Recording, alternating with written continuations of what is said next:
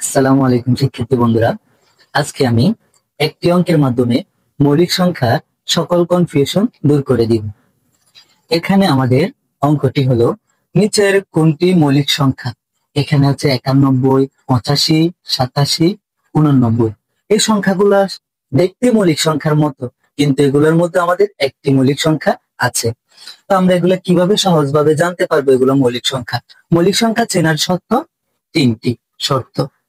প্রথম শর্ত হলো আমাদেরকে যদি 49, 77, 91 থাকে, তখন ওই সংখ্যাগুলো মৌলিক সংখ্যা হবে না, কারণ এই সংখ্যাগুলো বিভাজ্য হয় বা বাদ যায়।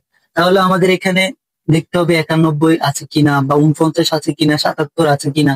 আমাদের প্রথমটা এখানে 91, তো এটা আমাদের মৌলিক সংখ্যা হবে না। তাহলে 2 নাম্বারটা আমরা শর্ত দেখি।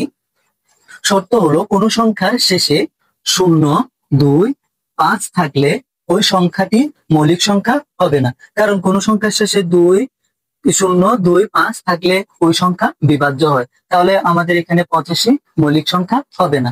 এরপর আমাদের 3 নম্বর শর্ত হলো দুটি সংখ্যার যোগফল বা সংখ্যাগুলোর যোগফল যদি 3 দ্বারা বিভাজ্য হয়, তাহলে সংখ্যাটি মৌলিক সংখ্যা হবে না। যেমন আমরা 3 দ্বারা বিভাজ্য।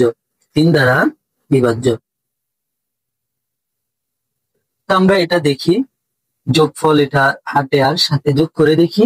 যোগ করলে আমাদের হয় এখানে 15 আমাদের 3 দ্বারা বিভাজ্য হয়, তাহলে এখানে 87 মৌলিক সংখ্যা হবে না। তো আমাদের শেষেরটা অবশ্যই মৌলিক সংখ্যা হবে, তিনটা যেহেতু কস গিয়েছে, তাহলে আমাদের শেষেরটা মৌলিক সংখ্যা হবে।